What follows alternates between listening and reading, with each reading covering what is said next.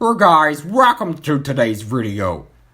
I first off want to say welcome to the 4,700 of you who are new around these parts of the galaxy. Just 3 days ago, this channel was located on the undergrounds of Coruscant, and now it is located on the bustling streets of Mos Eisley. And thank you to Anurag IM for sending the special forces. Today's topic required a lot of investigation, and it is finally out after some time of thorough investigation. And now I can finally reveal some explosive information that may reveal some deep flaws and core aspects of Jedi combat. If you have been involved in the Star Wars universe for quite some time, you would have noticed the abundance of different lightsaber handles that exist. They come in all different shapes and sizes, and some are works of art to look at. However, upon my conducting of visual observations during Episode 2 Attack of the Clones, I identified that some of these handles look uncomfortable to hold, and actually might be somewhat of a hindrance to highly skilled and intricate Jedi lightsaber maneuvers. Sadly, we know that throughout Star Wars, hundreds if not thousands of Jedi were killed in combat.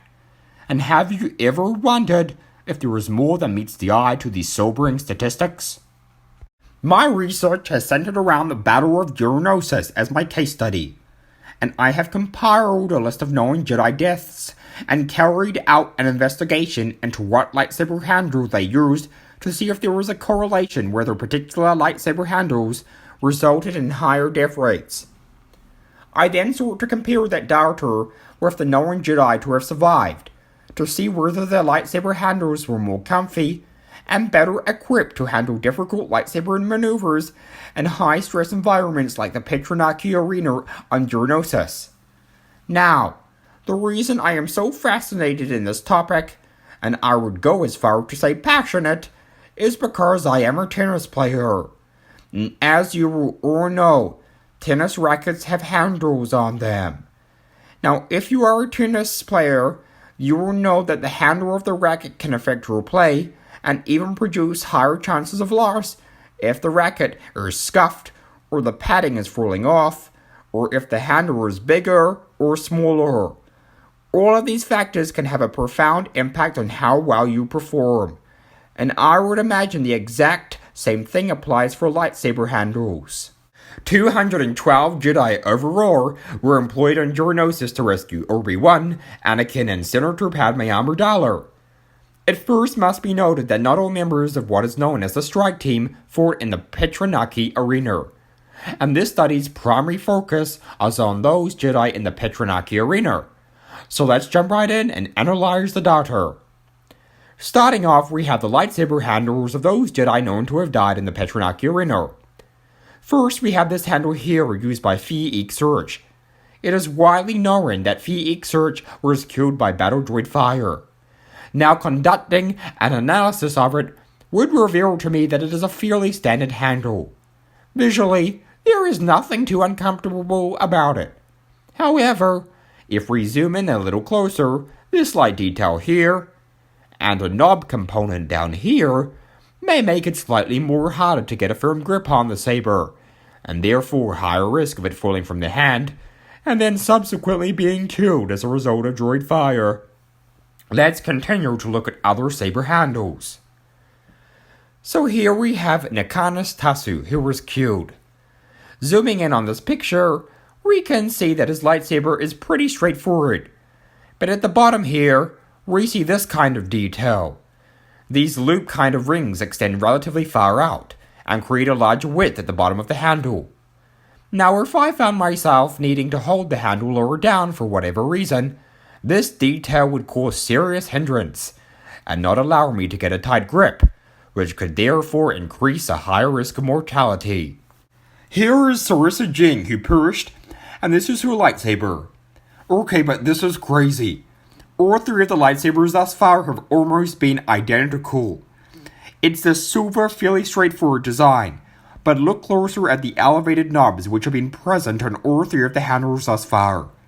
My visual observations tell me that they would cause immense discomfort, and an inability to attain a tight grip on it would ultimately result in death. Poor Sarissa. I do feel sorry for her. I once dated a girl for a week named Carissa in 4th grade, so it cuts deep just that little bit more for some reason. Anyways, here we have Coleman Trebor, who is one of the first notable Jedi to have died on Geonosis at the hands of Jango Fett. This lightsaber handle is very shiny looking and smooth, which would reveal to me that it is potentially quite slippery and lacks a good sturdy grip. Coleman Trebor really struggled to absorb the blast by Jango Fett's blaster, which should be something easily handled by a Jedi, who I assume would have been training for years. Perhaps as evidenced here, the lightsaber slipped from his hand, due to the lack of grip, and it is evident that the other lightsabers highlighted thus far also lack a sturdy grip. Next, we have Tan Yoster's lightsaber. During the Battle of Geonosis, he was overwhelmed by B-2 battle droids and was killed. Thankfully here, we have a clear photo of his lightsaber in order to identify whether it may have played a part in his mortality. Oh yes. Okay, zooming in here, we can see some serious discomfort factors at play. Most of the handle is taken up by these bumpy black strips, which surround the bottom of the handle. When holding the handle tightly, these will press deeply into your skin and cause pain, so because of this, you would want to hold it as untightly as possible. But the catch to this is that when you are being shot at by strong droids, you will not be able to brace for the impact, which will increase chances of mortality. So what we have seen from this component of the study is that poorly designed lightsaber handles are playing a significant part in mortality of these Jedi in this particular case study. Now let's briefly weigh up this data against the known survivors to see whether their handles are better designed and therefore more capable of decreasing mortality rates in Jedi. So here are a number of the known survivors. First we have Mace Windu. So yes, visual observation data will show us that this lightsaber is quite complex. However, notice that this elevated knob here is located further down, so not to cause discomfort. Also, there is ample space for Mace Windu to hold the saber further up the handle, so he doesn't have to confine himself to the black elevated strip components. This golden detail is circular and wraps itself around the entire circumference of the handle, which means there is a better pattern of friction, so not to cause slippage, and to effectively withstand the power of droid blast better, ultimately resulting in decreased mortality rates if my study is correct. Here is Sussy Tin's lightsaber, which he used during the Battle of Geonosis, and already it is so evident that this lightsaber handle is far better designed. It isn't overly intricate, and yes, I know those two kind of knob/screw things are positioned closely to where you would hold the saber, but look at this space here. So much good space to hold the saber, and notice these rungs here. These act as frictions that act against gravitational pulls. Because gravity pushes objects downwards and may cause the lightsaber to fall out of your hand. And this big, thick part here acts as a safety net from falling as your hand presses against it. This is a very well thought out handle that would have really helped Sussy Tin during the Battle of Geonosis.